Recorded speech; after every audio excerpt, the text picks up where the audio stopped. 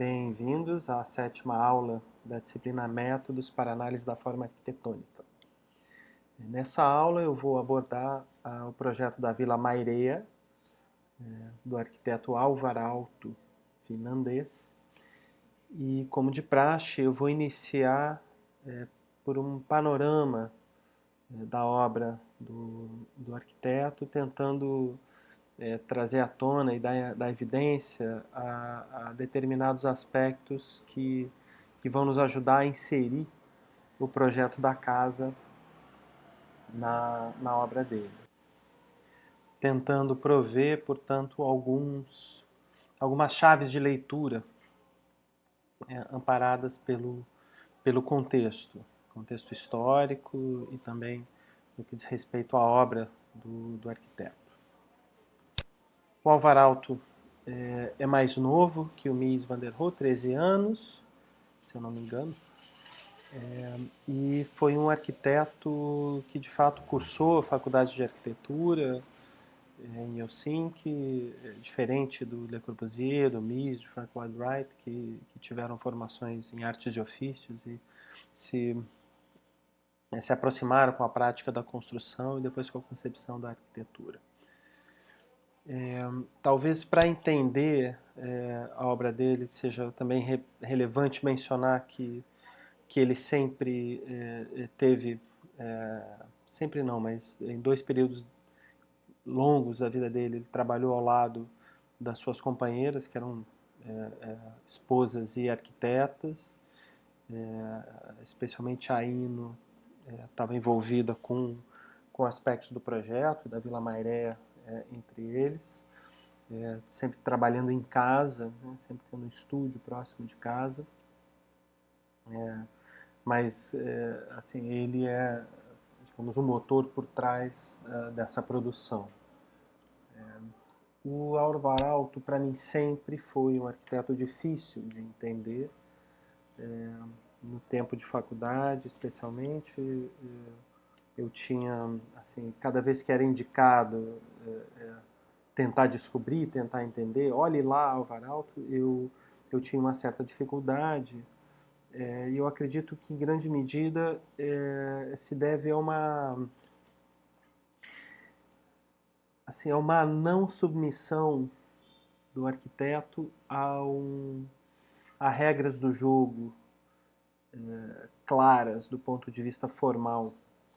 Sempre há algum episódio expressivo, singular, que a gente não consegue reduzir com facilidade a um certo sistema, a um certo código plástico que nos permita apreender essa obra na sua totalidade, de maneira a guardar ela na mente. Vocês vão ver agora, em seguida, né, como essas obras aparecem para a gente, via de regra, por uma visada que é repleta de elementos, repleta de formas muitas vezes não regulares ou com uma regularidade cheia de variações e que talvez por isso, como eu disse, seja refratária a uma apreensão imediata.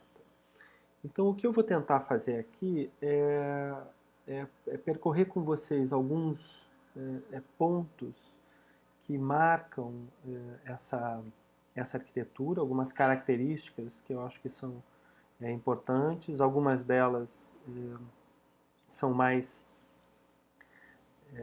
de uma impressão subjetiva, diz respeito aos efeitos dessa arquitetura nas nossas sensações. Algumas características dizem respeito à postura dele, em termos de onde se localizar no campo disciplinar, dentro do movimento moderno. Ele assume uma posição muito, muito particular e muito celebrada, por isso a gente vai entender. E algumas visões também dizem respeito a tentar entender o que está por trás da casa de máquinas da concepção arquitetônica na obra do Alvar Aalto. Vou dar algumas sugestões que eu acho que facilitarão a leitura ou a compreensão de como que ele opera, tentando superar, portanto, aquilo que para mim foi uma certa dificuldade, a dificuldade de apreender a obra dele em termos de como ele chega lá, como ele consegue fazer isso. Bom, como eu comentei, há sempre na obra madura do Alvar Aalto uma profusão de elementos, uma certa complexidade que vem de uma espécie de colagem de formas ou de aglomeração de formas que, embora contem com alguma regularidade em termos de, de direção plástica, há sempre uma sucessão de episódios, uma sucessão de elementos que são acumulados em determinadas partes do projeto e que torna, eu acredito, difícil de ler em primeira vista. Talvez alguns que tenham sido meus alunos possam reconhecer que eu estou apresentando um arquiteto que faz algo que eu digo para não fazerem, que é lançar mão de uma profusão de gestos. Eu sempre sugiro, comece de maneira simples, domine o todo, e talvez nos detalhes a gente consiga dar algum tipo de complexidade ou de refinamento.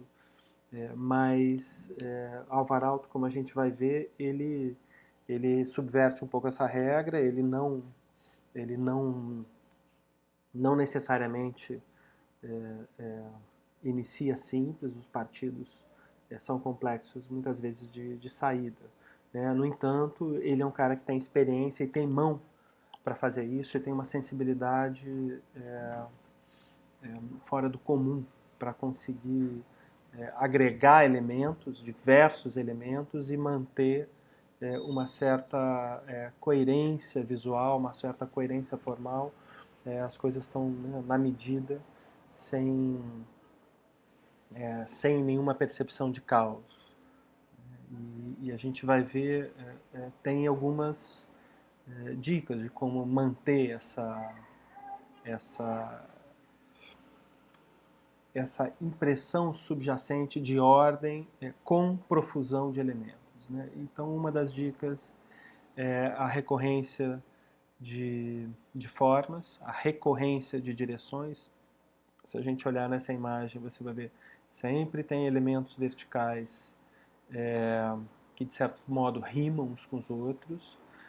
Você tem zonas de padrão, quase que uma estampa, um padrão visual, uma textura, que se dá pelo mesmo dispositivo, que é a sucessão de linhas verticais, de elementos de madeira sobre o branco. Você tem algumas linhas horizontais e elas sempre são mais longas, mais sóbrias, correndo numa espécie de rodameio aqui na parede, correndo numa altura que é próxima da verga da porta, mas um pouco mais baixa, no peitoril alto de janela, e aqui correndo numa marquise que faz a cobertura e a entrada da casa. Você também tem algumas diagonais que se resumem basicamente a dois ângulos. O ângulo que é o da cobertura total do edifício, quase todo ele é coberto por uma cobertura inclinada nessa direção, e aí nesse volume de entrada na direção oposta com uma inclinação semelhante.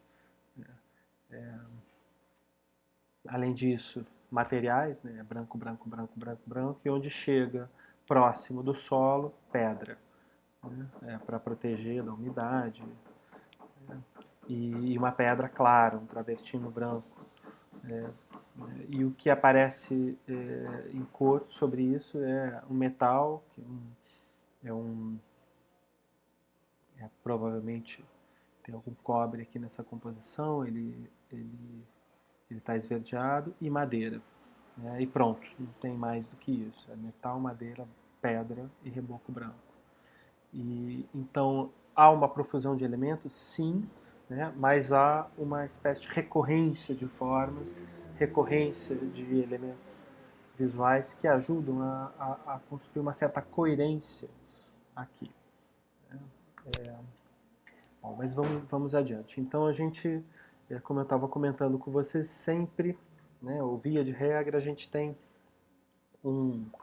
uma profusão de elementos e é difícil de aprender a totalidade dessas obras conforme a gente olha elas por alguma fachada específica, por algum canto. Não são edifícios que se dão a entender numa visada só. Muito diferente do MIS, né, daqueles paralelepípedos, que você bate o olho e você entendeu o que tem ali. É um bloco.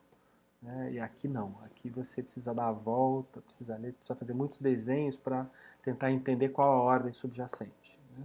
Ainda que a gente veja famílias de formas ou famílias de soluções que se repetem.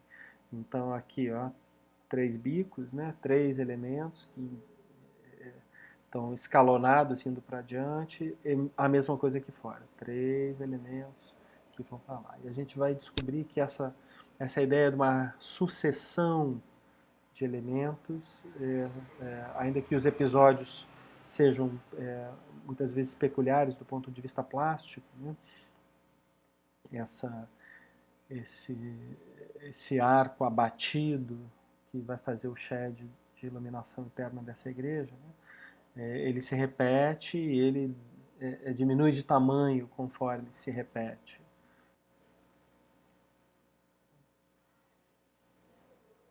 Mas, via de regra, especialmente na obra mais tardia dele, pós-guerra, né, a partir da década de 50, a gente vai encontrar essas formas peculiares que você não sabe dizer de onde elas vêm. Essa cobertura inclinada, essa cobertura com revestimento metálico, as formas convexas exteriormente, né, desses volumes, e aqui depois aparecem volumes côncavos, e são trechos de paredes curvados, e muitas vezes produzindo conjuntos que são muito diversos em termos dos volumes que os compõem. Então é o mesmo edifício, agora em outra fachada, e é outra quase que outra família de formas, ainda que a gente ainda tenha alguns elementos recorrentes. Então, daí aquilo que eu costumo dizer que é a dificuldade de compreensão. Né? Outra característica que eu acho relevante é notar como, apesar dessa excepcionalidade do ponto de vista plástico, né, muitas vezes a gente encontra uma relação amistosa e generosa em relação ao contexto. Então, a exuberância formal que caracteriza, em algum sentido, a obra do Alvar Aalto, ela não é incompatível com uma boa relação com a arquitetura do seu entorno, seja em termos da escala do edifício, seja em termos da apresentação material dele em relação ao contexto circundante, seja por qualidades performáticas, operativas, em termos de desempenho de uso mesmo. Né? Então, aqui no Centro Cultural de Wolfsburg, a gente vê que essa espécie de pilotis, né, essa elevação do volume principal do edifício em relação ao solo, ela gera uma espécie de calçada coberta que dá vista para a vitrine da loja do Centro cultural para a entrada dele, portanto, criando uma qualidade ambiental do ponto de vista do uso da cidade. Então, não se trata aqui de um exibicionismo individualista, mas talvez de uma apresentação de expressividade singular nas formas, a gente vai entender isso um pouco mais tarde, mas também de um diálogo com o ambiente construído, considerando sensivelmente suas pré-existências e as dinâmicas dos lugares. Bom, além disso, talvez uma das principais características é uma qualidade material dos edifícios. A mesma casa que a gente viu antes, logo depois da entrada, a casa Olga e Luiz Carré.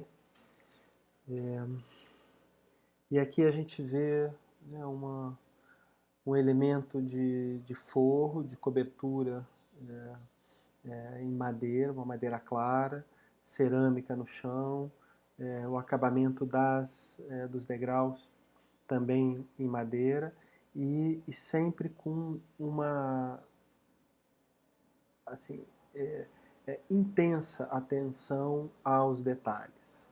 A gente vai descobrir e vai entender que o ingresso dessa materialidade, desse cuidado com os detalhes nessa mínima escala, vai botar Alvar Aalto numa chave distinta de muitos pares dele dentro da arquitetura moderna. Vai, de certo modo, garantir a ele a pecha do arquiteto, assim, a qualidade do arquiteto que humanizou a arquitetura moderna, que ultrapassou ambições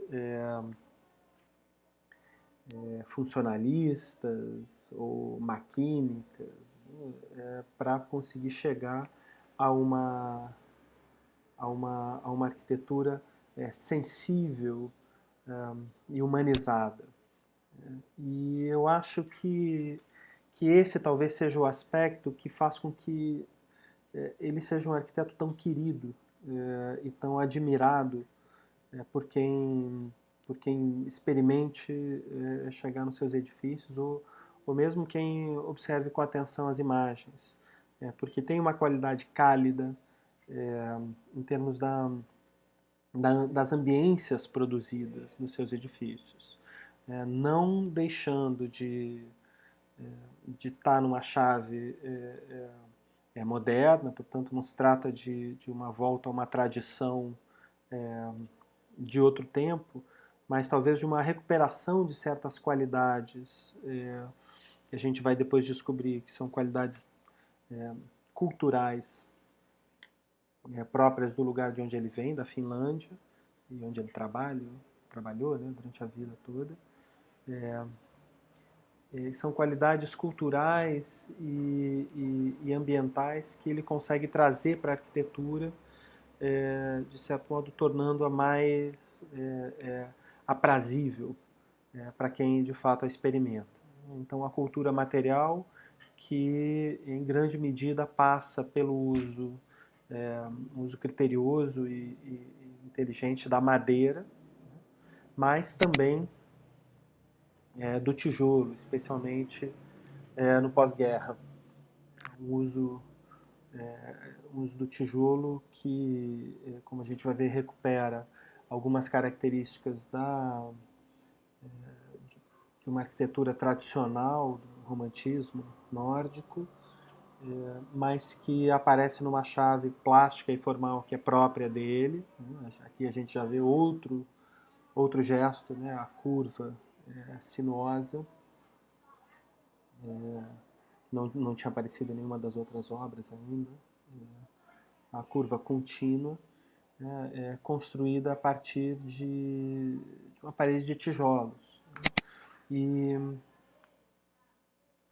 E, assim, falando de cultura material, né, não se trata apenas de uma escolha do material, mas de uma maneira assim, muito rigorosa, muito cuidadosa de produzir essa construção.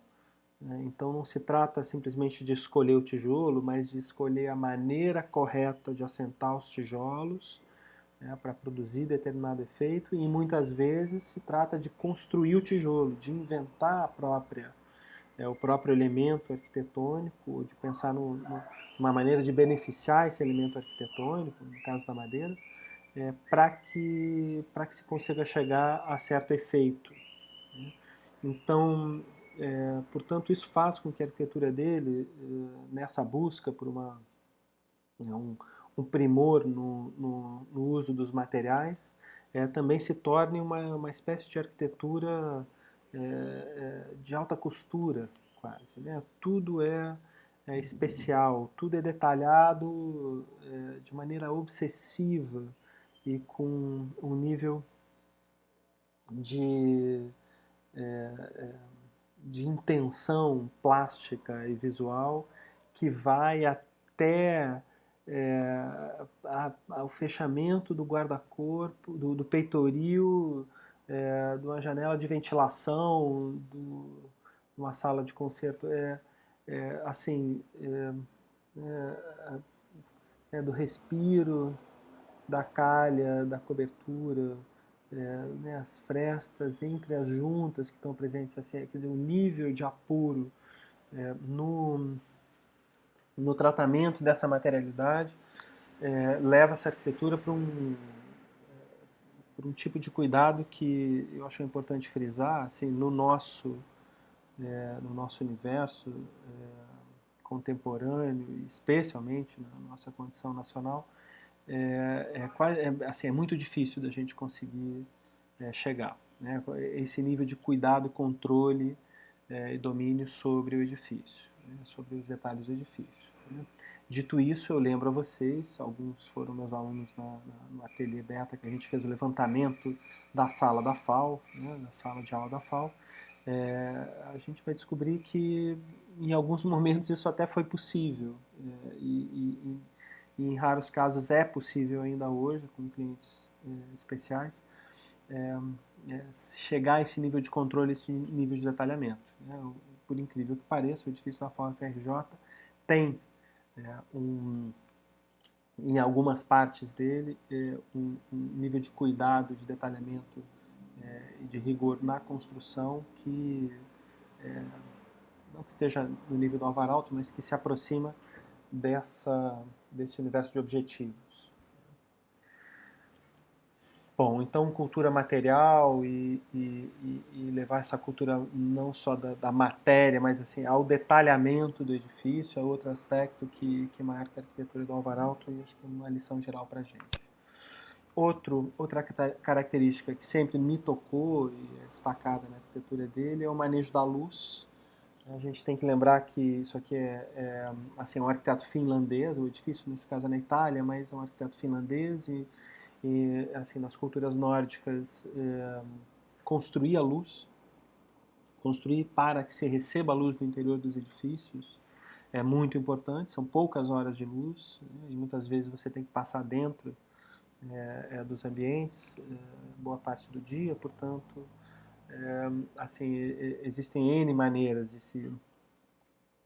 de se chegar a essa proeza, de fazer com que o edifício seja protegido da intempérie e, ao mesmo tempo, deixe a luminosidade do dia penetrar.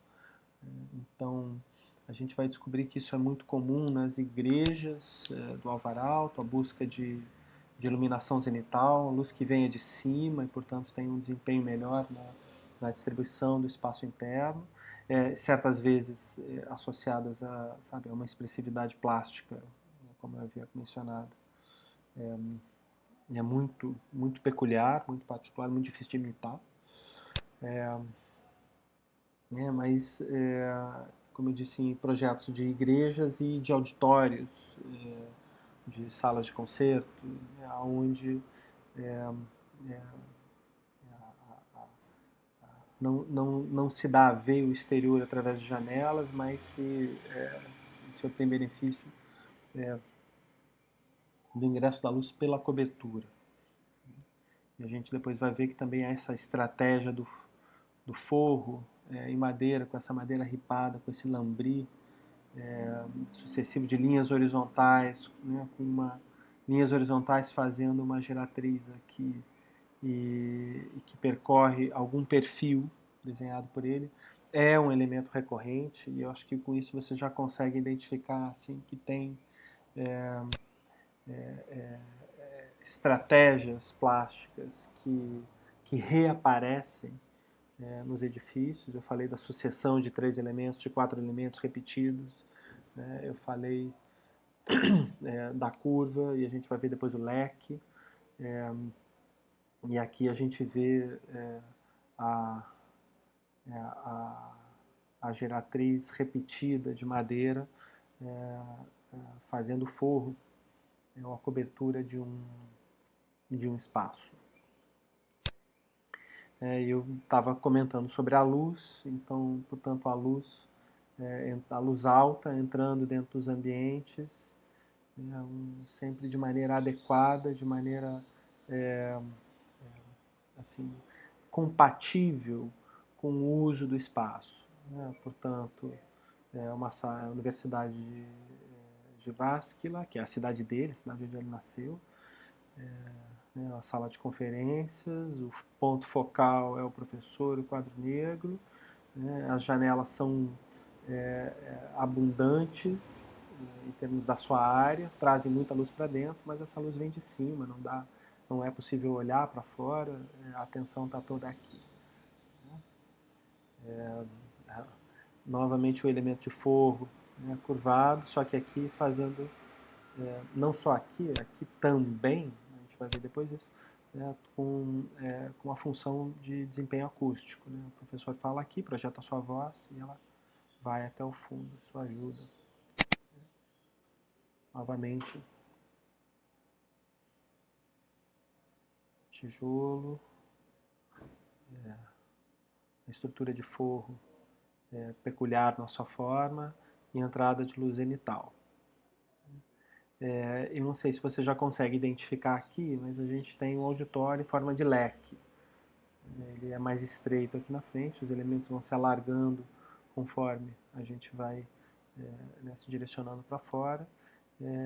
E a forma do edifício totalmente compatível, a forma do ambiente, do recinto totalmente compatível com o propósito dele, que é todo mundo prestar atenção em quem está sentado aqui proferindo alguma conferência.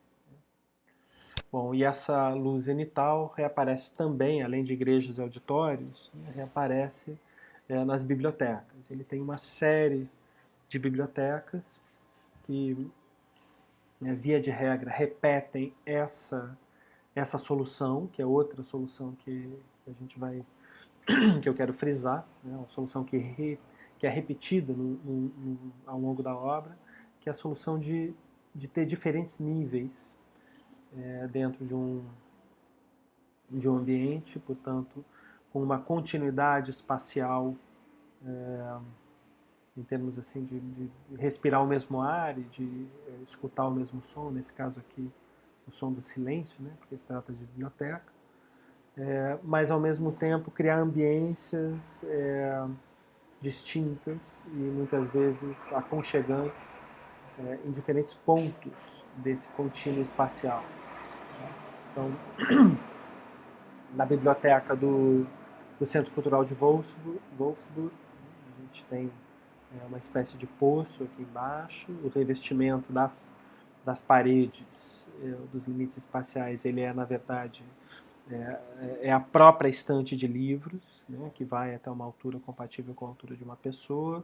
Via de regra, você tem algum elemento horizontal fazendo às vezes de guarda-corpo, portanto eles são largos e podem ser mais baixos.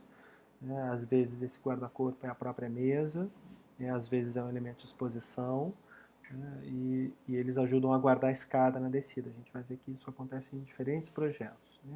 E claro, o desempenho acústico é fabuloso. Você tem carpete, você tem todas as paredes, digamos assim, absorvendo o som, né? E na cobertura, iluminação zenital, né? Aqui descendo por essas frestas no forro, compostas também com esses orifícios aqui, são domos no centro do espaço, a gente vai ver eles reaparecerem, e um espaço branco, né? Que difunde a luz, que faz ela, por reflexão, chegar mais longe no espaço. Então, portanto, assim, um cuidado, não só com a apresentação plástica e visual do edifício, com a construção de ambiências espaciais, mas também com cuidado em termos de desempenho ambiental, em termos lumínicos, em termos acústicos, e a gente vai descobrir também em termos táteis. Né? Tudo que você toca é madeira, e madeira é gostoso de tocar. E aí são N bibliotecas, né? E algumas são maiores, outras são menores. A biblioteca do Mount Angel Abbey nos Estados Unidos, né? Iluminação zenital, branca, elementos de madeira, associação de níveis, né? E continuidade espacial. Poderíamos mostrar Rovaniemi, não está aqui, mas a gente vai ver Viipuri mais adiante, que foi a primeira.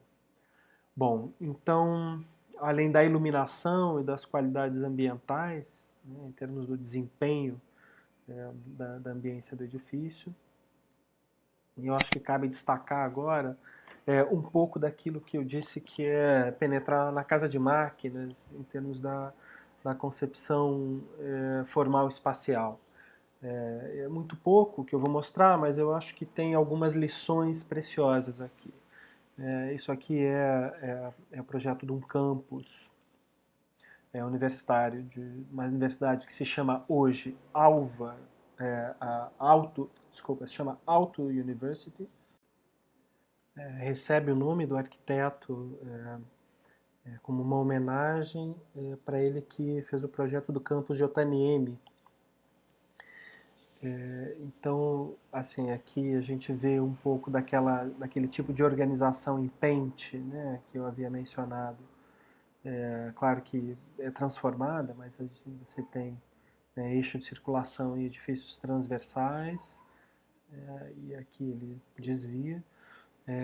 E o que a gente identifica? Né? São edifícios racionais em sua concepção básica, os blocos, corredores longos, salas repetidas, quer dizer, nada muito diferente do que a gente tem lá nos blocos do fundão, assim, uma estratégia de repetição modular própria para projetos de grande extensão.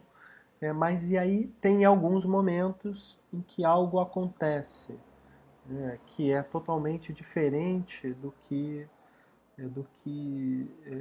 tá, das regras que estão presidindo a ortogonalidade e a sucessão de elementos repetidos nos blocos de aula.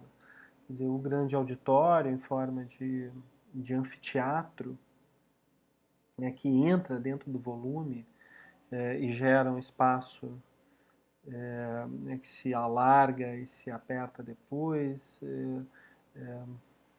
ou então o bloco que colide e se adiciona não alinhado com as paredes, portanto se destacando, ou ainda o pequeno auditório em leque e as salas anexas que aparecem volumetricamente destacadas em ângulos distintos de tudo que está ao seu redor. Portanto, o que a gente vai identificar é que o Alvar Aalto, na organização formal espacial dos edifícios, ele costuma lançar mão de diferentes dispositivos que podem parecer antagônicos.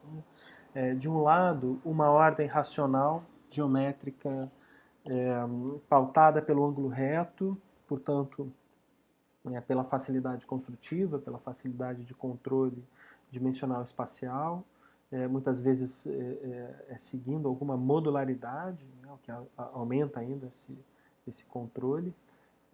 Então, assim, nesse projeto que é de um edifício residencial em Bremen, na Alemanha, né, você identifica, né, nessa banda de serviços de acesso vertical do edifício, né, toda uma racionalidade.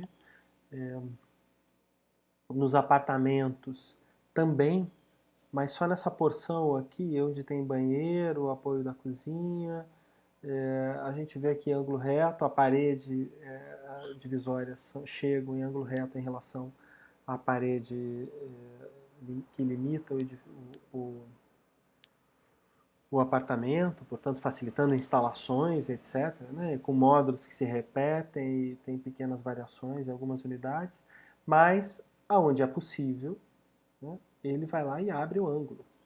Né, e, e abre o ângulo, resultando em espaços em leque aqui internos, mas que não atrapalham, por exemplo, a chegada dessa sucessão de paredes. Né? Se a gente olhar só para essa porção aqui, vai ver que ele é todo ortogonal.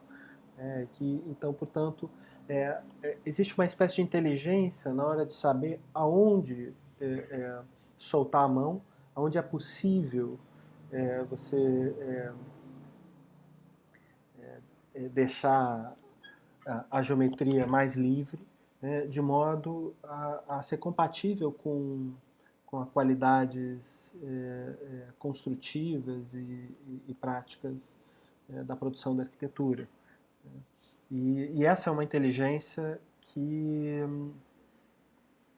é muito útil para a gente quando a gente quer estabelecer algum tipo de expressividade formal mais irregular, mais orgânica, por assim dizer.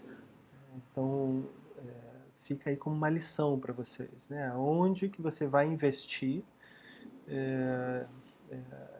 nos seus gestos formais, né? De modo a não criar dificuldades para si próprio.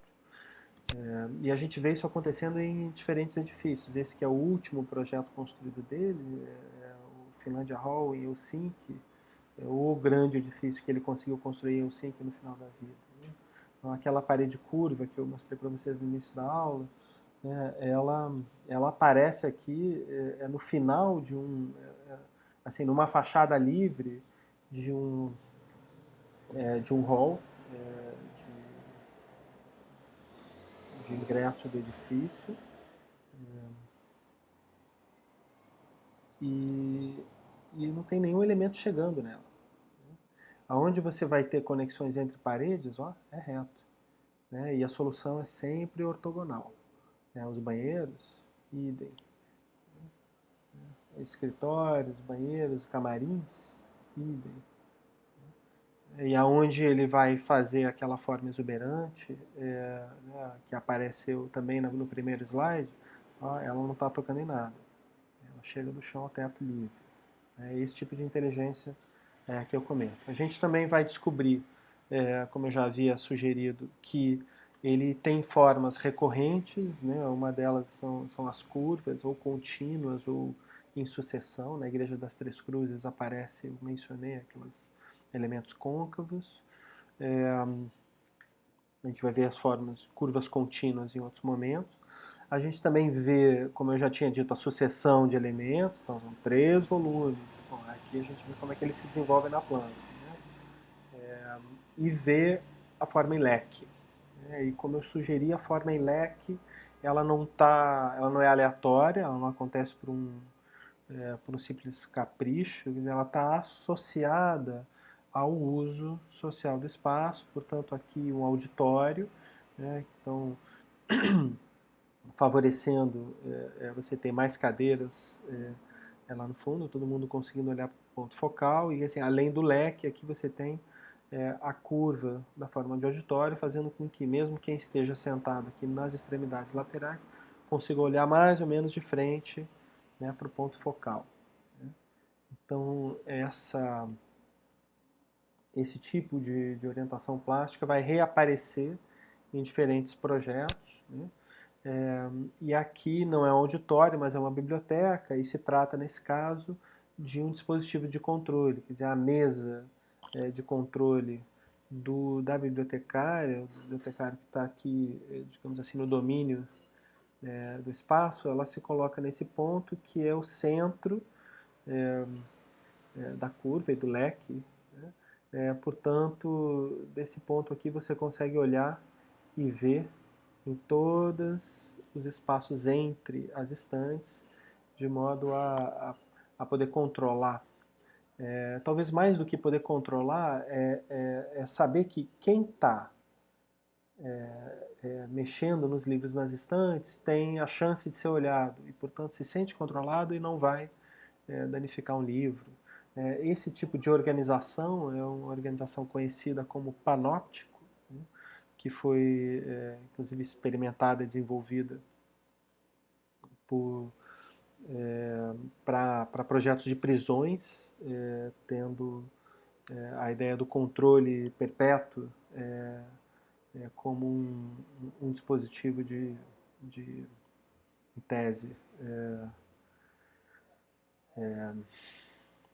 um dispositivo penal, um dispositivo de controle né, da subjetividade da vida de quem estava lá na prisão. Isso, depois tem N discussões sobre isso, inclusive do ponto de vista político e filosófico, mas né, nesse caso não se trata de prisão, se trata do controle, né, do uso dos espaços da biblioteca. Então a gente vai ver que essa ideia do reconhecimento das linhas de visada é o que, de certo modo, preside a escolha das formas desses ambientes internos, seja na biblioteca, seja nos auditórios. E, claro, né, a expressão externa desse edifício se beneficia dessa curva, da repetição dos volumes aparentes, né? Ele não é contínuo, é feito em trechos. Então, portanto, de novo, aquele gesto plástico que a gente já viu aparecer. Bom, e dando sequência, né, a elementos que estão lá na casa de máquinas, ou estratégias que estão na casa de máquinas da arquitetura do Alvaralto, eu vou trazer outro que diz respeito a uma organização espacial ancestral, que remete ao claustro, ao pátio, e que tem tudo a ver com a casa que a gente vai analisar mais adiante, que é a Vila Mairea. Né?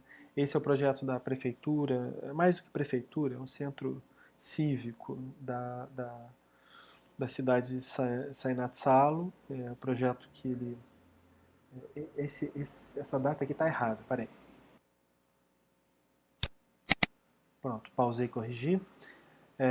Que ele construiu no pós-guerra, né, concurso a partir de 49, uma pequena localidade próximo à cidade de Jyväskylä, de onde ele é original. E é um edifício que inicia a série de projetos em tijolos. Né? E como a gente vê aqui por essa imagem, novamente uma profusão de elementos, de episódios, né? São dentes, são adições, são subtrações volumétricas. É difícil de apreender exatamente qual a forma final do edifício, né? Mas aqui nessa planta a gente consegue entender um pouco melhor como que ele se organiza. Ele está no topo de uma pequena colina, e você tem um edifício que se desenvolve em U ao redor de um pátio, e outro que fecha esse espaço interno, deixando passagens dos dois lados, duas subidas para poder chegar nessa espécie de microacrópole cívica da cidade de Sainatsalo, e portanto, produz aqui uma espécie de recinto a céu aberto que tem qualidades também, de certo modo, de aconchego, que a gente vai ver em seguida.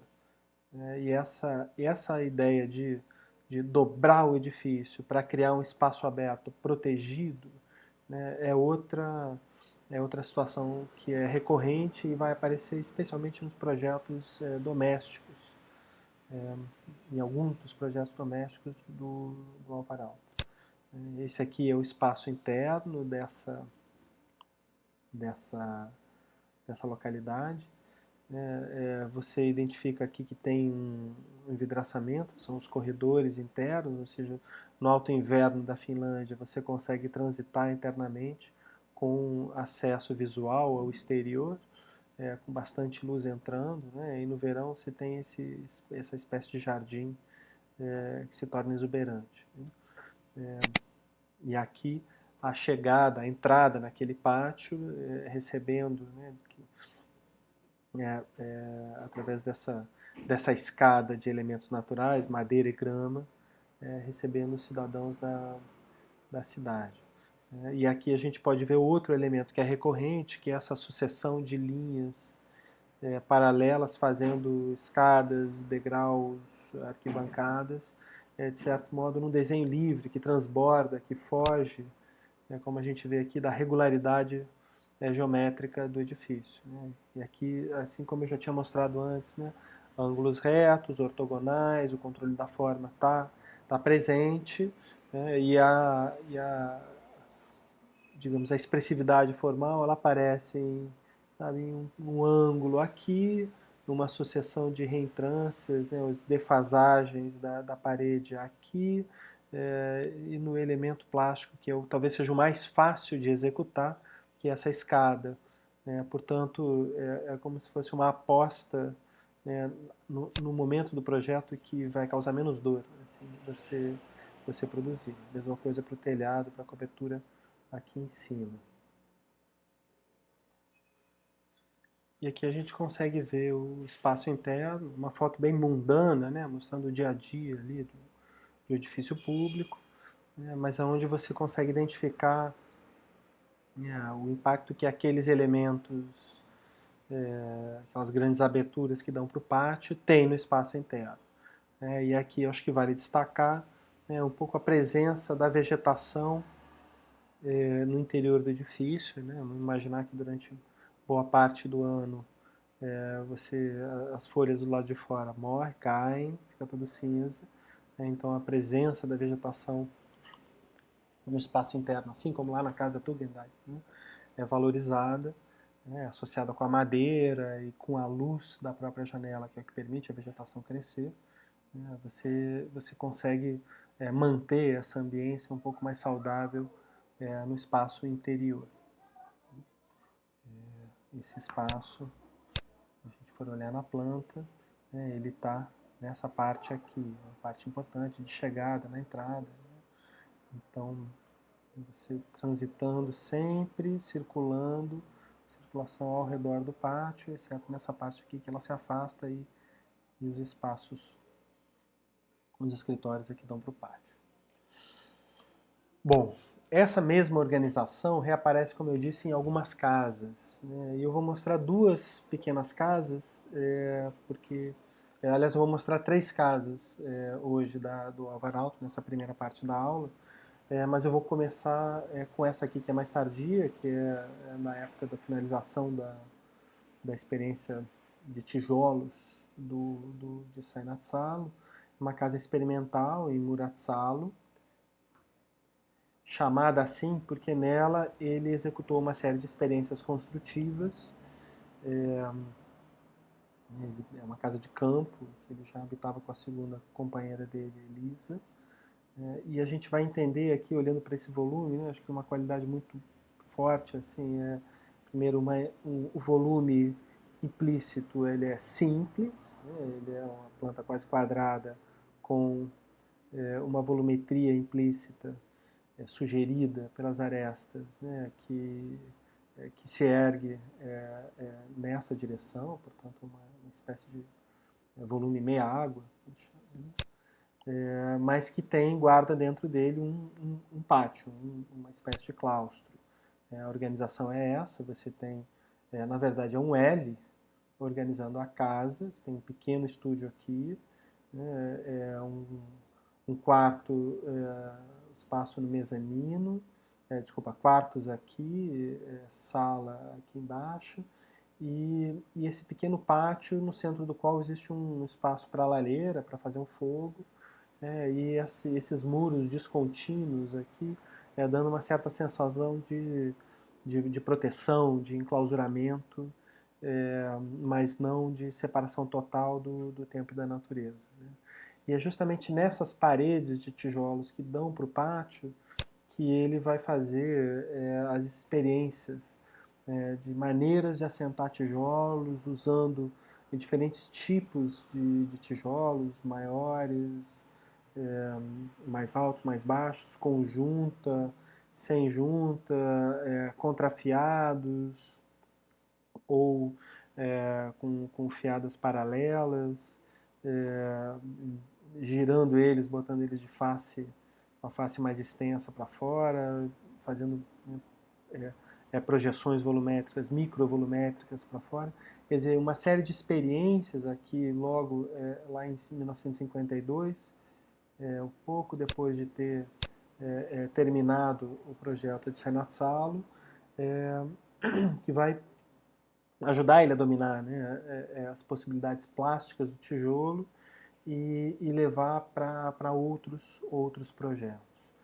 Portanto, aqui a gente já começa a ver, assim, né, retorna para aquela questão da cultura material, numa chave de entendimento que se trata de uma invenção, de possibilidades descobertas no contato direto com a matéria, né, com o elemento construtivo, não só com a matéria, mas com a matéria beneficiada, transformada em elemento construtivo, nesse caso o tijolo, a lajota, o bloco cerâmico, a telha. Bom, e a outra casa, na verdade, é um estúdio, não é casa, é um espaço de trabalho, que funcionava também como uma espécie de showroom, de espaço onde ele podia mostrar os projetos de móveis que ele não só executou, mas que ele produziu com a empresa que ele criou, que chama Artec, que até hoje existe. Se você quiser, pode entrar na internet e olhar, Artec com K. É uma empresa finlandesa de produção de móveis de madeira, que carrega basicamente projetos do Alvar Aalto. Ele era o dono, um dos. E criou ela já nos anos 30. Portanto, a primeira menção que eu faço a isso, né, é um arquiteto que aparece no mundo também como designer. Aí você tem lá poltronas, mesas, bancos, aparadores de diferentes tipos e luminárias, biombos, depois a gente vai ver. Né, mas sempre luminárias com... E tem uma anedota importante, assim, quando ele olhava para o mobiliário da Bauhaus, né, ou para a lâmpada Globo, que a gente viu lá na Vila Stein, colocada lá no centro do espaço, iluminando tudo. Esses caras não têm noção sabe, de como tratar a luz e de como tratar o mobiliário. A qualidades táteis, sensíveis da nossa experiência corporal não estão bem contempladas por aqueles tubos metálicos, frios, gélidos. Bom de tocar é uma madeira. E quando eu sento nessa madeira, é bom que ela tenha alguma flexibilidade. Então, assim, todo o mobiliário dele digamos assim, é agradável ao toque, e as luminárias elas têm um controle de luz, a luz é direcionada, ela é sempre refletida, nunca é direta, nunca vai para todas as direções, ela vai para baixo. Então, assim, sempre cuidando, assim, com uma espécie de compatibilidade com a experiência ambiental proporcionada pela luz, mesmo pela luz artificial. Né? Então, sempre vocês vão ver se entrarem no site da TEC, né, que sempre as luminárias têm abas, têm difusores, né? A luz sempre chega refletida, nunca direta. E claro, né, como eu já havia mencionado, o controle da luz no próprio edifício. Então, né, uma grande janela para olhar para o pátio, a gente vai depois ver como ele é, um pátio em L, mas também uma janela alta, podendo trazer luz funda para o espaço, né, ou uma pequena zenital aqui, usando esse pilar aqui como refletor para o espaço de reuniões. a organização do edifício, como a gente pode ver, é essa. Você entra por aqui nessa grande sala, que, como eu disse, funciona como uma espécie de showroom. Você recebe o cliente aqui, apresenta o projeto nesse painel aqui. Todos os projetos de arquitetura deveriam ser apresentados em painel. A FAO come mosca nisso. E lá no fundo o estúdio. Quando você entra no estúdio, esse aqui é o espaço, né? Você olha pouco para fora, mas recebe boa luz de cima, né? Mapotecas com projetos, mesas sucessivas de diferentes arquitetos que trabalhavam lá. E aqui a gente vê a planta, quer dizer, a entrada por aqui, o estúdio aqui, uma planta em L. É uma planta em L, mais alta nessa região, mais baixa nessa região, o que faz com que seja possível construir uma espécie de anfiteatro nesse pátio, que não na verdade é um jardim entre volumes, né, e que se organiza dessa forma. É um anfiteatro que não foi de fato muito utilizado, segundo consta, né, mas que a gente entende que se trata novamente de assim, de uma noção de que é possível criar recinto a céu aberto, protegido, organizado, por um edifício que abraça o espaço, né? E como eu disse, essa é uma estratégia formal que ele usa diferentes vezes e vai usar na Vila Maireia, e é por isso que eu estou destacando ela aqui. E que a gente vê o pessoal do escritório trabalhando numa folga do trabalho, pegando um solzinho lá fora. Alguém com um chapéu chinês. Depois eu vou falar um pouco sobre a relação com o Oriente, que aparece na obra do Alvaral. Bom, então, eu não sei se vocês notaram, mas eu apresentei aqui apenas projetos do pós-guerra, principalmente década de 50 e alguma coisa da década de 60, com uma intenção de trazer um panorama de questões, de estratégias, de preocupações presentes na obra do Alvaral. Não estou preocupado com uma ordem teórica muito rigorosa, nem com uma cronologia. Então, como eu fiz em outras aulas, eu vou agora de volta ao princípio, tentar apresentar para vocês assim, como é que ele chegou aí? De onde vêm essas coisas, essas formas, essas estratégias, essas preocupações?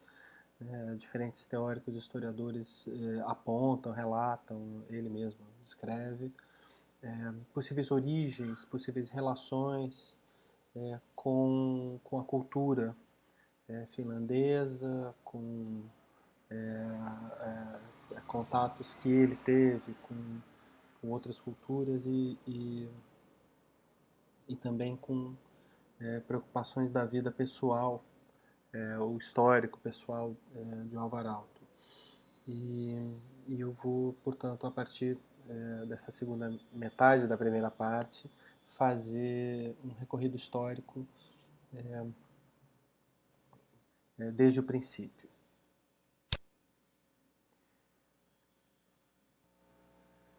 Bom, o Alvaralto nasceu numa cidade no interior da Finlândia, mas cresceu e trabalhou no início da sua carreira em Jyväskylä, que fica um pouco ao norte, considerando que a ocupação da Finlândia fica mais nessa região. Aqui para cima é tudo muito frio. É a terra do Papai Noel, Lapônia. Bom, ele estudou na cidade de Helsinki, no Instituto Técnico, que hoje é parte da universidade que leva o seu nome. Teve escritório em Turku, uma época, e Helsinki mais adiante na sua carreira. Aqui a gente vê a região onde fica a Vila Maireia, não é o nome da cidade, é onde fica a casa que a gente vai analisar. Bem, a Finlândia é um é um caso particular, é um país nórdico, mas que sempre, ao longo de quase toda a sua história, teve submetida a, ao poder da Suécia ou da Rússia. Na guerra entre esses países, ela mudava de lado, a capital mudava de Turku para Helsinki. Ao longo de todo o século XIX, a Finlândia foi um grão-ducado russo, e durante esse período se desenvolveu um forte nacionalismo visando conquistar a independência, que só veio em 1917 com a Revolução Russa. Portanto, Alvarado nasceu ainda no período que Finlândia ainda não era Finlândia propriamente dita. Se formou nessa época. Então, é interessante entender que tem um espírito nacionalista e de identidade nacional como uma espécie de banho cultural presente no país durante a vida do arquiteto. Bom, a cidade de Jyväskylä fica numa região central, onde que é conhecida como a região dos lagos, e realmente tem essa topografia assim levemente acidentada, ondulada, com inúmeros lagos. O pai do Alvarado era um topógrafo e ele acompanhava o pai nas saídas de campo e conhecia os desenhos. Portanto, ele era familiarizado com as curvas sinuosas que descrevem a topografia, as curvas de nível, e era familiarizado certamente com a geografia do próprio país. A Finlândia, além disso, é um país assim vastamente ocupado por bosques de coníferas, de pinos, que tem esse tipo de característica, quer dizer, diferente da nossa vegetação, que é uma mata densa, né? Os bosques aqui a gente consegue ver entre as árvores e tem esse solo, uma vegetação rala. Bom, justamente por isso é um país que produz uma quantidade muito grande de madeira, é um produto de exportação, recurso renovável, e uma madeira de grande qualidade.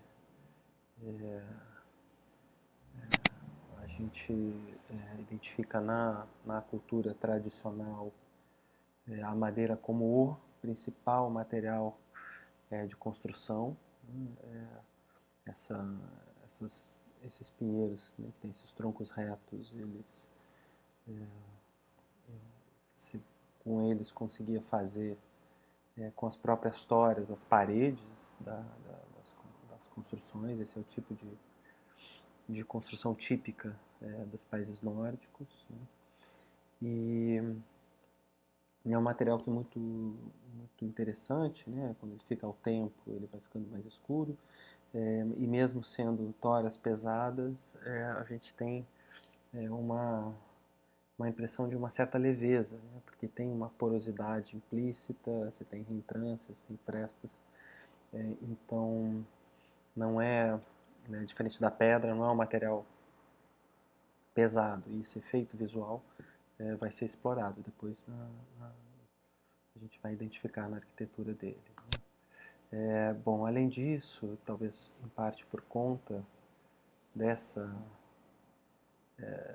da severidade da natureza e da disponibilidade da madeira, a Finlândia, assim como os outros países nórdicos, possui uma cultura material bastante apurada. Então, quer dizer, o trabalho manual, o design antes do design, ou seja,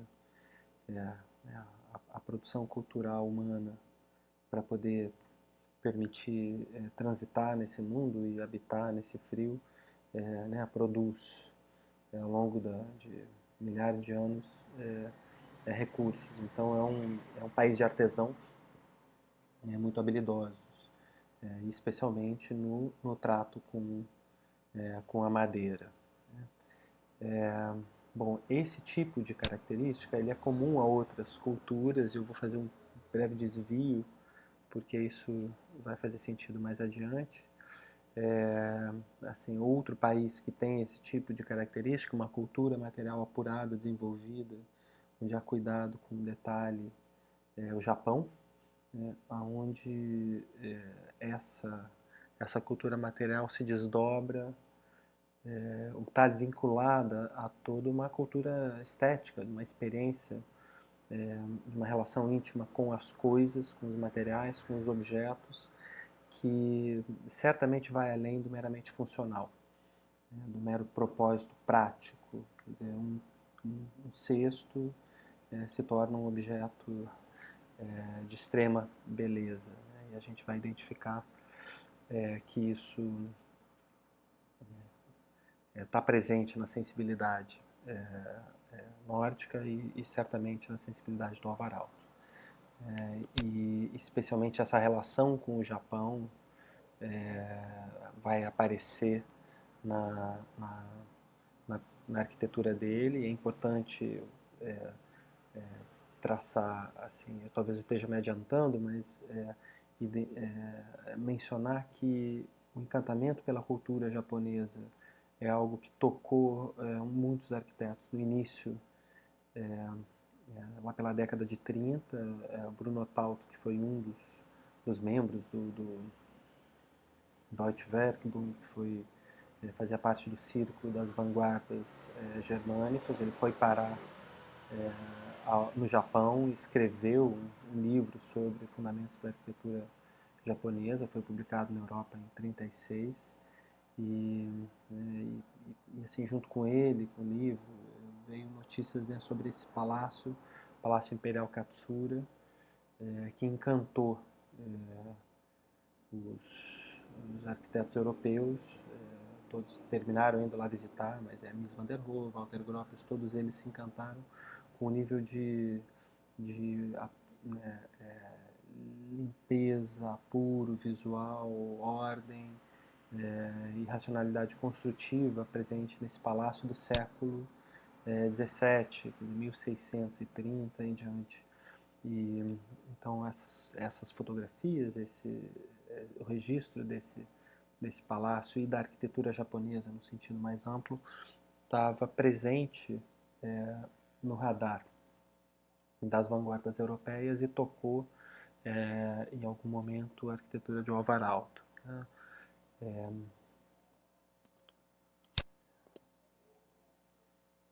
É claro que o registro fotográfico ele acentua, né, a ortogonalidade, mas aqui a gente vê os treliçados de madeira, a materialidade da palha do tatame, a translucidez do papel de arroz, como parte da, da cultura material transformada numa experiência estética.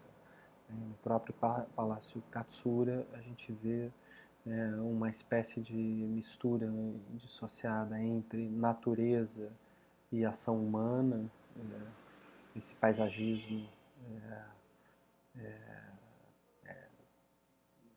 assim, produzido pelo homem, aculturado, mas de certo modo mimetizando ou com referência ao mundo natural.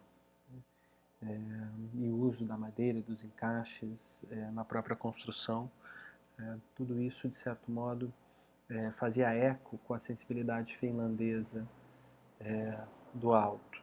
Né? E ele transitou, portanto, penetrou a fundo nessa cultura material, se alimentando não só do que havia produzido na própria Finlândia, mas expandindo esses horizontes e buscando técnicas e meios para produzir com os recursos naturais o design e a arquitetura dele. Então a gente encontra associado, né, à obra dele uma série de imagens mostrando como ele explorava os recursos tecnológicos modernos, materialidade natural, na direção de um design que avança para além da prática corrente europeia. A gente vai entender o que são essas coisas um pouco mais adiante. Bom, então assim, estou tentando com essas informações passar um pouco de dados sobre o que ajuda a formar a sensibilidade dele. Mas também acho que é importante olhar para o horizonte cultural do ponto de vista da arquitetura. Talvez o grande nome da arquitetura finlandesa no período da formação dele era o Eliel Saarinen,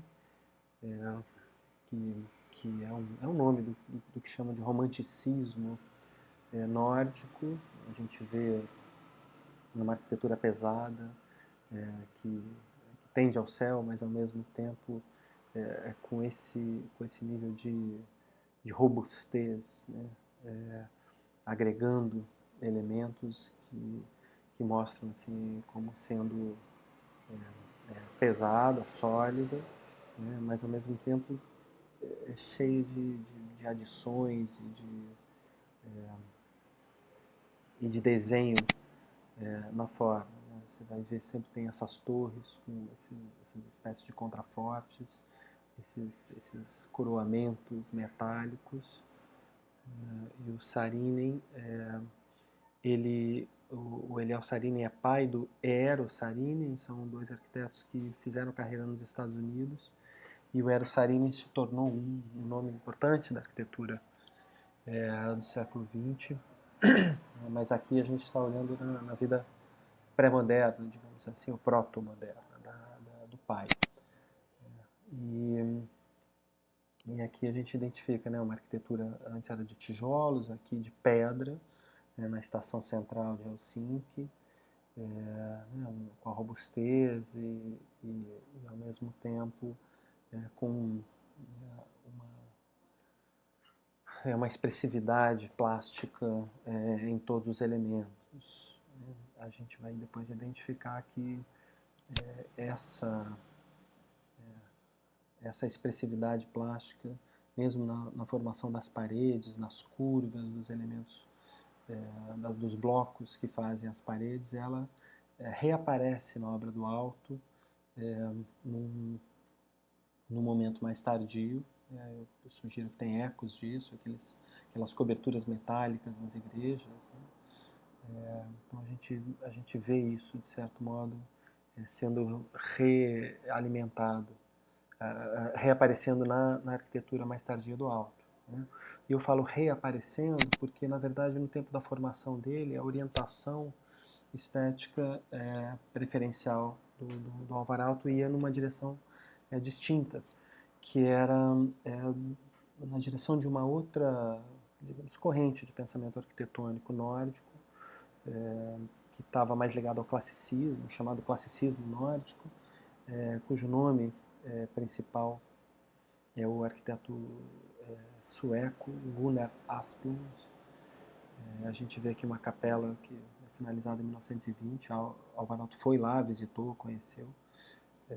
Então você vê aqui colunas remetendo a colunas clássicas com capitel, que são na verdade troncos de madeira pintados, né? Fazendo às vezes da suspensão do edifício, a simetria, né? Uma austeridade, quer dizer, não tem nada de toda aquela ornamentação, também uma certa intenção de leveza, uma capela muito bonita com esse telhado de ponto super alto, que abriga no seu interior simplesmente um espaço de congregação que tem uma cúpula, um vazio interno iluminado de cima, então uma austeridade, uma simplicidade que difere muito daquele romanticismo do Saarinen. Aqui um corte para a gente entender como é o edifício. Aqui outro edifício importante do Asplund, a Biblioteca Pública de Estocolmo, finalizada em 28, quer dizer, ela foi construída, projetada e construída durante os primeiros anos da prática profissional do Álvaro Aalto, né? É um edifício que se caracteriza por uma simplicidade muito grande, né? Tem um volume, que é uma base, e depois um tambor lá em cima, na planta, essa simplicidade aparece dessa maneira. Voltando aqui, essa porta é quase uma porta egípcia, né? Assim, em termos de escala, a gente vai... eu não tenho nenhuma imagem, mas ela, assim, Álvaro Aalto usou uma porta semelhante no concurso de uma biblioteca, que acabou não sendo construída dessa maneira, mas assim, ele estava certamente olhando para o Asplund. E aqui a gente vê a organização da planta, em que o elemento hierárquico superior é uma sala de leitura da biblioteca colocada no centro, e aqui a sala de leitura. Então, assim, qualquer semelhança com as bibliotecas não é mera coincidência, com as bibliotecas do Alto, né? Você tem as paredes revestidas de livros. É claro que os livros não estão todos aqui são só alguns, mas a ideia é de tornar o livro o elemento arquitetônico que dá sentido ao espaço está muito presente, a madeira né, associada à exposição desses livros e a disposição dessas estantes em 3 níveis que se escalonam, né, que se recuam em relação aos níveis inferiores, e aí quando chega lá em cima, o tambor branco, né, com uma textura na parede, iluminação de cima e iluminação artificial aqui. Esse é um espaço que foi muito importante, foi visitado, foi conhecido e que certamente foi assim, uma referência fundamental para os projetos de biblioteca que a gente viu anteriormente. Bom, no início da carreira, 24, 25, o Aalto, o primeiro projeto dele, objeto de um concurso, é o Clube de Trabalhadores de Jyväskylä, cidade onde ele cresceu e trabalhou no início. E a gente vê aqui, né, o bloco simples, austero, colunas clássicas, aquele um peristilo, numa referência clara à capela, e aqui a planta interna. Então a gente vê, né, o círculo subtraído do volume interno, aqui tem o tambor como espaço de ingresso do salão principal do clube. Então, né, ele estava olhando, ele estava orientado por essa referência arquitetônica. Né? A gente vê numa outra igreja, em Murame, o tipo de classicismo que ele estava fazendo no início da carreira. Né? Você tem lá arco, tem coluna, tem friso, mas ficamos por aí. Né? Assim, o nível de austeridade visual proto-moderno muito evidente. E no espaço interno, né, um teto, um forro de lambri curvado em abóbada, ou seja, né, assim, um domínio técnico do que se faz com madeira em termos de forro. E novamente um partido em L, mas muito simples aqui, não tem assim, é uma arquitetura ainda de tom clássico, né, mas assim, já apontando para o que viria a acontecer depois, que é uma descoberta e uma filiação com as vanguardas modernas europeias. Né? Então, já em 27, 29, ele estava trabalhando numa chave de arquitetura branca, janela horizontal, pequena varanda, quer dizer, isso aqui é habitação social, apartamentos básicos. Talvez não seja nenhum projeto emblemático dele, mas assim, só para mostrar por onde iniciou a carreira de arquiteto moderno do Álvaro Aalto. Esse aqui, assim, talvez o projeto mais importante não, mas assim, inaugural dessa fase inicial, também objeto de concurso, não é um edifício de apartamentos, eu vou trocar isso aqui, um segundo. É a sede de um jornal em Turku, na Finlândia. Nessa época ele já tinha terminou levando o escritório para lá. E aqui a gente vê janelas horizontais, sabe, austeridade no ornamento na fachada, e assim, esse jogo publicitário que lembra os construtivistas russos, né? Também um pouco daquela arquitetura noturna das lojas de departamento alemãs, né? Que eu mostrei no período do, do, do Shahum, né? Que é justamente nessa época. Então, a capa do jornal apareceria aqui na vitrine. Né? Não sei se um dia isso se efetivou ou não, mas aqui a gente já está falando de uma arquitetura de vanguarda moderna e assim, curiosamente, esse projeto, já assim, nos primeiros anos de carreira dele, foi incluído na arquitetura, na exposição do estilo internacional em Nova York, no MoMA, em 32.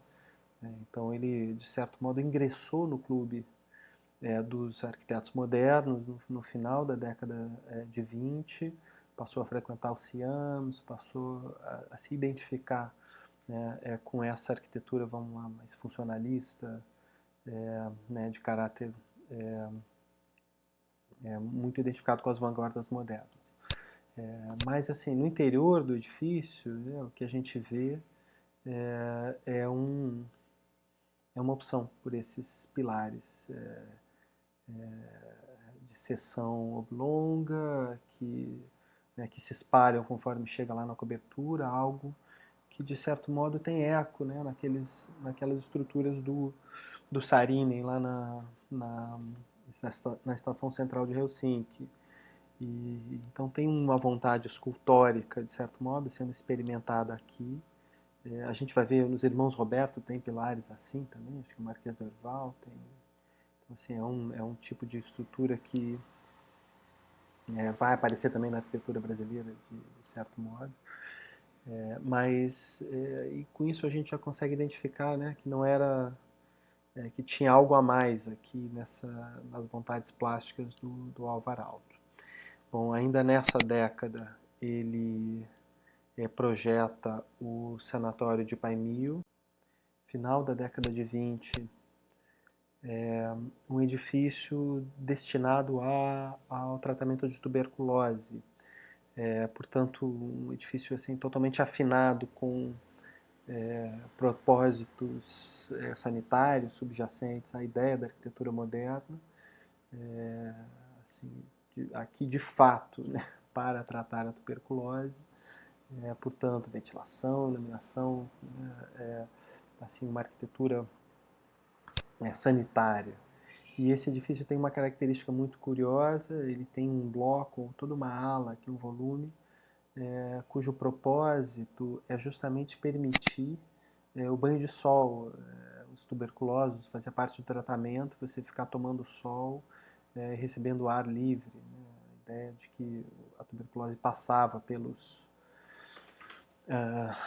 ar, então assim, o tratamento, os ares miasmáticos que contaminariam. Né? Então as pessoas levavam as camas, né, para os terraços e ficavam lá deitados, tossindo, lendo, durante longos períodos. E aí todo esse bloco aqui à direita, que está lá no fundo da imagem, ele é para isso, são só terraços. Assim, uma sequência de plataformas para pegar sol.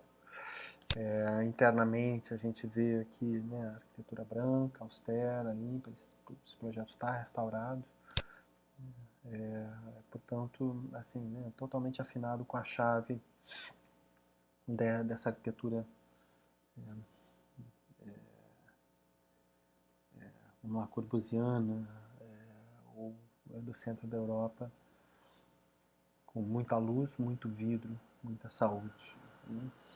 Né? E eu acho que vocês já estão vendo aqui um mobiliário, quer dizer, dentro do projeto do Sanatório de Paimio, o Álvar Alto desenvolve o design de poltronas e de mobiliário construído com a técnica da madeira laminada dobrada.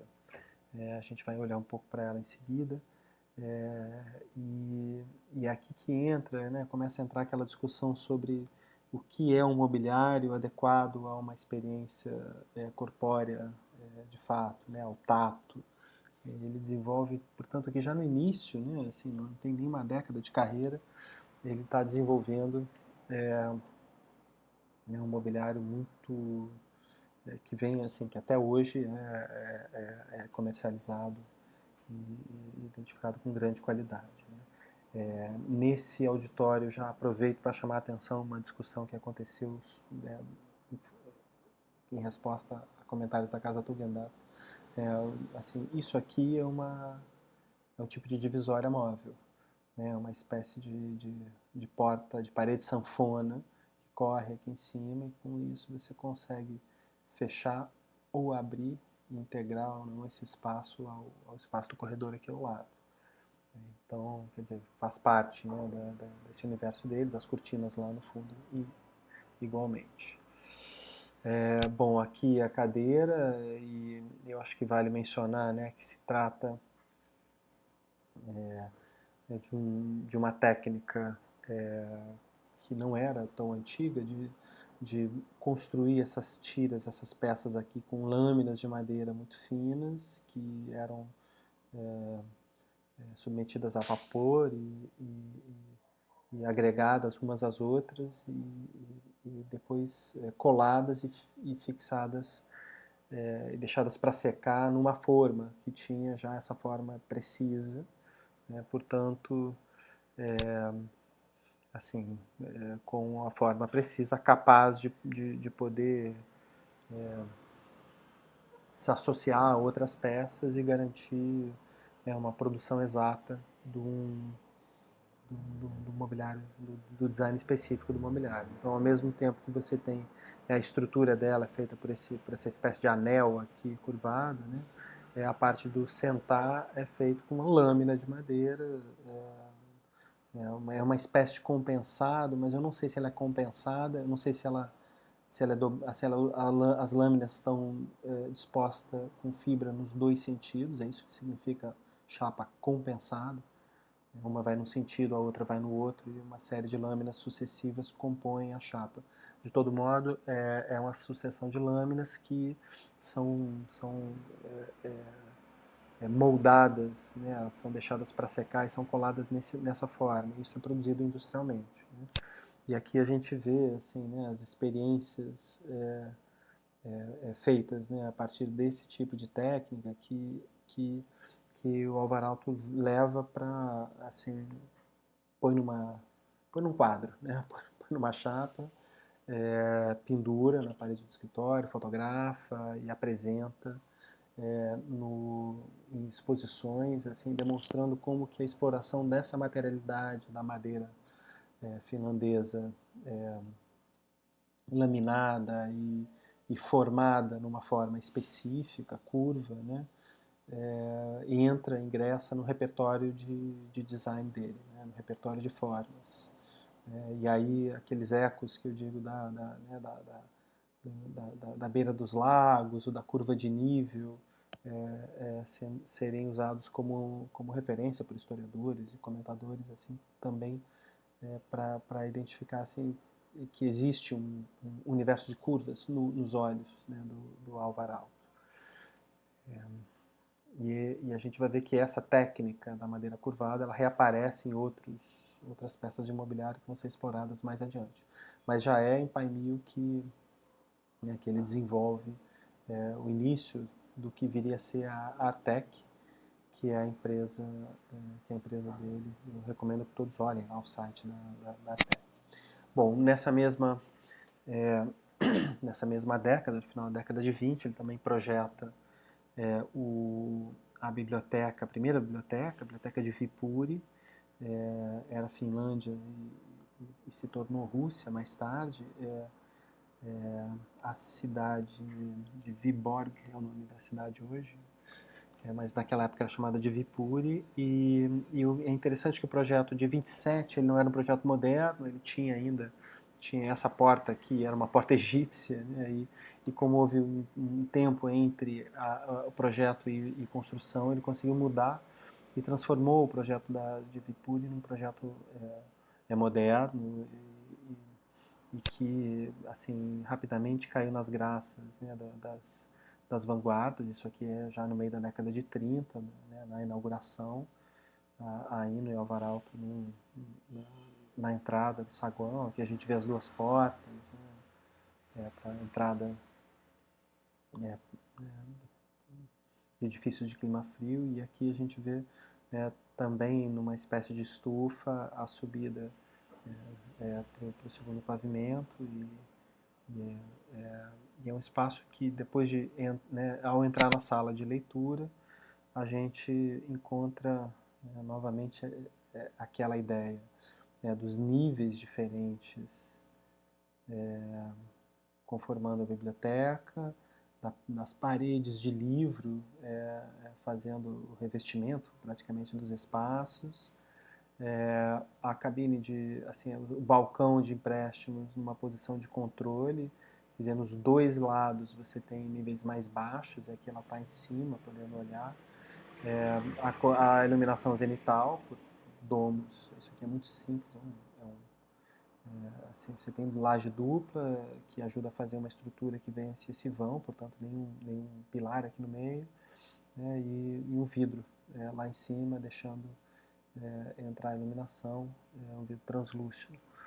Em toda a biblioteca iluminada, portanto, pela cobertura, né? Então, quer dizer, um eco claro em relação à biblioteca do Aspo. E aqui a gente já identifica, né, no corrimão, que ajuda a não só a você descer a escada, mas inclusive a separar fluxos, né? Quem desce para essa sala aqui vem pelo lado de cá do corrimão, quem desce, quem quer ir para outra sala passa por aqui pelo lado direito do corrimão, e o corrimão é todo curvado, então aqui você já consegue imaginar botando a mão nesse corrimão, né, e descendo a escada, escorregando a mão nessa madeira quente, né, bem torneada, novamente a referência à cultura material finlandesa, né, de poder fazer esse tipo de peça numa madeira única, chegando, assim, ajudando não só a conduzir no espaço, mas dando contato tátil com a quentura da madeira. E isso assim, é celebrado, e assim, e não é qualquer semelhança que lá no corredor, nas escadas da FAO, né, a gente consiga descer do 8º até o térreo, sem tirar a mão do corrimão. Assim, é muito mais simples o nosso corrimão, mas é um corrimão agradável de pegar, né, de madeira, ele é bem torneado e você não precisa tirar a mão dele para descer. E tem, né, quem fez a disciplina do Ateliê Beta comigo, a gente pôde falar um pouco sobre isso, assim, né, a solução do último degrau para permitir que o corrimão seja contínuo. Bom, voltando, em Vipuri é a primeira vez que ele experimenta essa solução do forro de madeira ripada, né, com um desenho ondulante. Não é mais aquela abóbora da igreja, né, é um desenho que tem uma curvatura muito própria, muito peculiar, e a gente vai entender que o propósito é justamente ajudar na projeção da voz de quem está proferindo aqui nesse auditório. O auditório é longo, fundo, nem é a melhor forma para auditório, mas tem esse propósito, né? E claro, é encantador, né? Isso aparece nas fotografias, e assim, de certo modo, é um ingrediente novo nas arquiteturas ditas funcionalistas, ditas racionalistas, brancas das vanguardas modernas, né? Quem é esse cara que faz esse tipo de forro, né, que não é reto, não é ortogonal, ele não é um ornamento, mas ao mesmo tempo ele encanta com esse novo ingrediente plástico, numa arquitetura totalmente racional com essa biblioteca. Então Alvaralto passa a ser o cara que tem essa pegada, esse desviante, digamos assim, das vanguardas modernas europeias. E aqui a gente consegue ver, né, no projeto de Viipuri, quando ele desenvolve esse banco, o A60, se não me engano, o nome do banco, esse banco de madeira finlandesa, essa madeira clara, com o pé que tem esse tipo de curva. Né, um pé curvado de madeira laminada, que permite que o banco seja empilhável, portanto, é prático, você consegue guardar todos esses bancos aqui empilhados no canto, né, girando, eles se travam e claro, assim, um sucesso de design, é um banco perfeito e essa solução do pé, esse pé que se alarga em relação ao, ao assento, vai reaparecer, a gente vai ver. Aqui, né, como que é construído esse tipo de solução do pé, a madeira laminada, são uma série de lâminas que são curvadas lá no final, e quando elas estão juntas, elas formam essa haste. Né? Então não se trata de uma madeira maciça, curvada, ela é formada dessa maneira. E aqui a gente vê o pé do banco reaparecendo em outras formas, em outras geometrias, mas sempre com a mesma solução, mais largo do que o assento, permitindo empilhar. Então aqui um banquinho com uma banqueta com assento e pé, aqui uma banqueta só com pé, aqui ele vira pé de cadeira e aí a chapa, eu vou dizer que é compensada, dobrada, faz parte do encosto. Né? E tá lá, né, esse repertório todo e mais alguma coisa lá no final da década de 60, no estúdio dele, que a gente já viu na primeira parte da aula, né, fazendo parte do repertório. E aí, assim, só para frisar, né, o projeto quando é bom, ele dura. Né, assim, ele transcende aquele momento. Né, então, novamente, uma das qualidades de um bom design moderno. Bom, ainda na década de 30, e aqui a gente está falando de um projeto que é do mesmo ano, né, da Vila Mairea, Alvaralto vai, como representante da Finlândia, né, do governo finlandês, projetar o pavilhão finlandês na exposição de Nova York, aquela mesma em que o Lúcio Costa e o Niemeyer projetaram o pavilhão brasileiro. Ele Alto já tinha projetado o pavilhão finlandês na feira de Paris, de 37, usado algumas das soluções que estão aqui, mas essa imagem aqui, de certo modo, coloca ele numa chave distinta de todos os arquitetos modernos, onde a curva que antes estava lá só né, no mobiliário, ela vai para o edifício, né, e vai para o edifício numa outra posição, que não é a posição do forro. Eu falei que a curva estava só no mobiliário, ela já estava no forro de Viipuri, mas aqui ela vai para a parede, né, com um ripado inclinado, portanto, assim, com um alto grau de expressividade plástica, fazendo assim, né, espacialidade rica e inovadora. E assim, muito apropriado para o tipo de espetáculo que deve ser uma arquitetura de pavilhão de exposições. Né? Aqui a Finlândia mostrando a indústria moveleira, a gente tem hélices de madeira, esquis de madeira, mostrando o que é possível fazer, né? o que Finlândia sabe fazer e oferece para o mundo. Esses pavilhões eles eram, digamos assim, pontas de lança de produtos de relações comerciais. Né? E é importante lembrar assim, que isso aqui é pré-plástico, né? Pré-fibra de vidro. Então, como é que você modela uma hélice? Ou você faz em metal, né, um material mais pesado, ou você faz em madeira. Né? Então, assim, aqui a qualidade da madeira finlandesa supria certas necessidades do mundo material, tecnológico, do mundo industrial nesse tempo. Depois perde a serventia para fazer hélice, mas segue sendo importante para fazer móveis. A indústria moveleira e de design escandinava né, segue sendo a indústria de ponta. Bom, ainda assim, na década anterior, na década de 20, ele projeta esse vaso, que é um vaso, né, conhecido, tem vaso, eu tinha um cinzeiro, que a Mara me deu de presente quando foi à Finlândia, e que tem essa forma, né, ondulada, e eu estou chamando a atenção disso para mostrar assim, que, né, em mais um lugar reaparece aquilo que eu chamei da curva contínua, sinuosa, que faz eco, né, com as curvas de nível e os lagos, e que está aqui nos desenhos, né? Ele tinha essas curvas nos olhos, na forma, e claro, eu estou insistindo nela, entre outras coisas, porque ela vai reaparecer na Vila Maireia, em, né, em alguns elementos do edifício. Assim, a gente pode arriscar dizer que Oscar Niemeyer, né, conheceu isso, né? Ele certamente conheceu isso, de corpo presente, esteve lá, olhou, se encantou.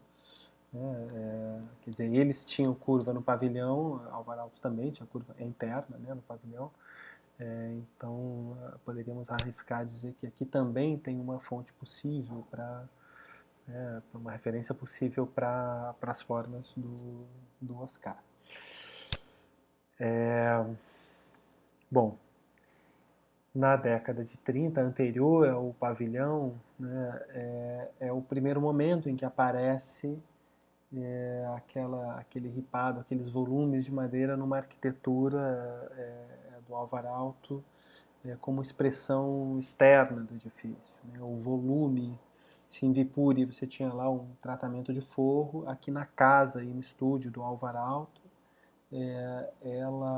aquele ripado de madeira ele já vem para fora e é a própria expressão plástica do edifício.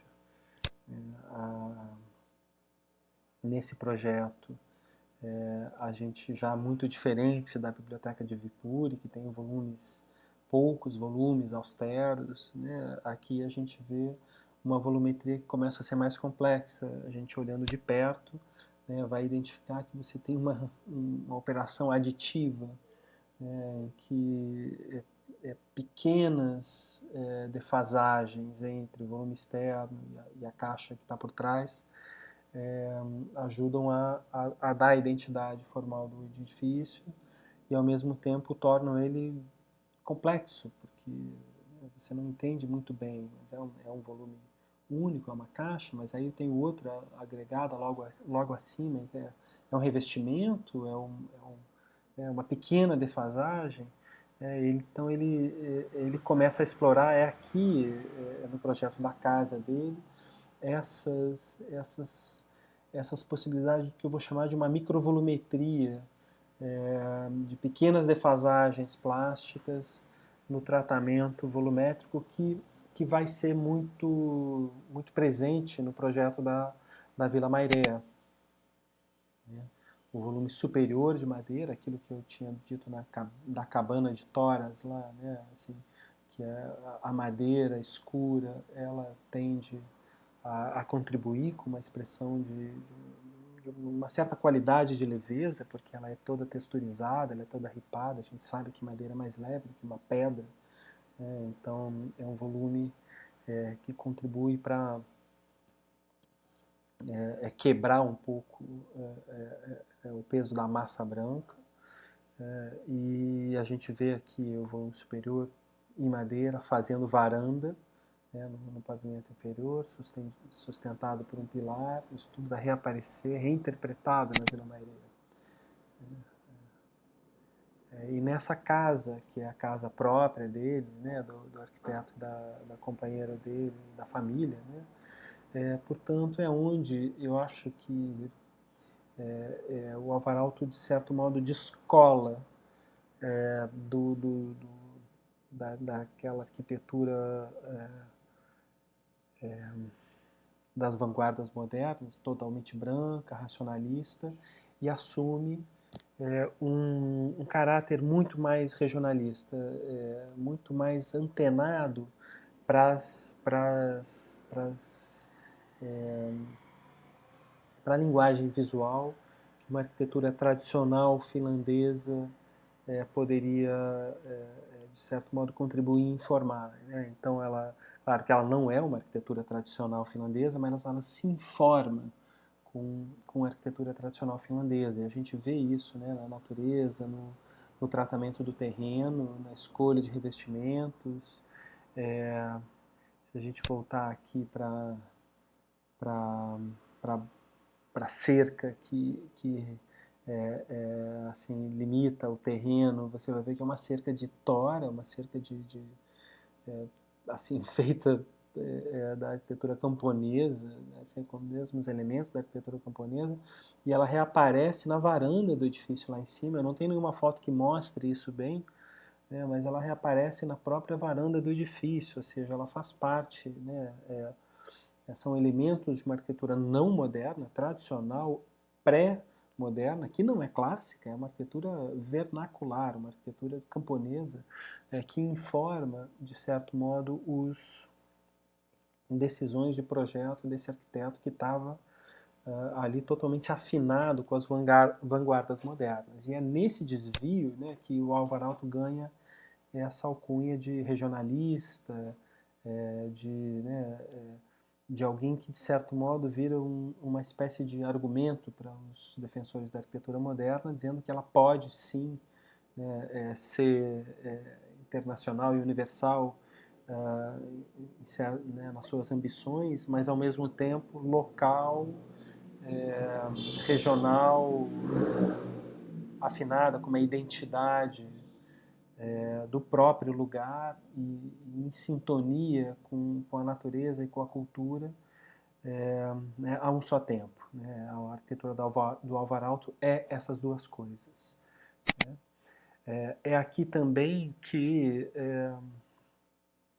assim, ele aposta de mão cheia numa outra materialidade e numa outra ambiência nos espaços internos. A gente vê que o revestimento do piso todo de madeira, o mobiliário, novamente aquela extensão do peitoril da janela, que é de altura muito baixa, né, recebendo a vegetação, como tinha lá em Seinäjoella, né, e aqui num espaço que é o espaço da sala de estar, da família, e que ao mesmo tempo está conectado lá no fundo, a gente vai ver com o estúdio, com o espaço de trabalho. Né? E como eu comentei antes, ele sempre conseguiu manter uma prática profissional vinculada ao espaço familiar, ao espaço doméstico, o que atesta, digamos assim, para uma sintonia com a vida doméstica como algo muito valorizado. Né? E aqui a gente vê, né, lembra dos tatames japoneses, né? Assim, aqui a gente vê um pouco dessa sensibilidade no ambiente que era o estúdio, né? Iluminação alta, chegando aqui fundo na sala, e umas mesas de desenho, e aqui na poltrona, na mesa dele, onde ele podia olhar para fora e ver as copas das árvores. Né? Bom, eu acho que com o projeto da casa, a casa que ele habitava quando estava desenvolvendo o projeto da Vila Maireia, certamente aonde ele recebeu a Mayra Gullichsen e o Harry Gullichsen, que foram os clientes da Vila Maireia, a gente consegue entender um pouco da sensibilidade que estava, de certo modo, já amadurecida na obra desse arquiteto, né, que começa tão seco, começa clássico, muito sóbrio e austero, né, depois se afina com a arquitetura racionalista das vanguardas, mas que em pouco tempo entende que para fazer uma arquitetura mais humana, mais afinada com o ambiente da vida, na condição geográfica, na condição ambiental, na condição climática do próprio lugar, precisa trazer outros ingredientes. Então, aqui a gente entende aonde estava a sensibilidade do Alvar Aalto quando vai finalmente projetar a Vila Maireia no final da década de 30, que talvez seja uma das suas grandes obras. Né? Bom, espero ter ajudado vocês a penetrar, assim, dado algumas chaves que vão ajudar vocês a penetrar e a compreender quem era assim, Álvaro Aalto quando projetou essa casa. Então, na segunda metade dessa aula, a gente vai entrar no projeto dessa grande vila que é a Vila Mairéia. Certo? Obrigado pela atenção.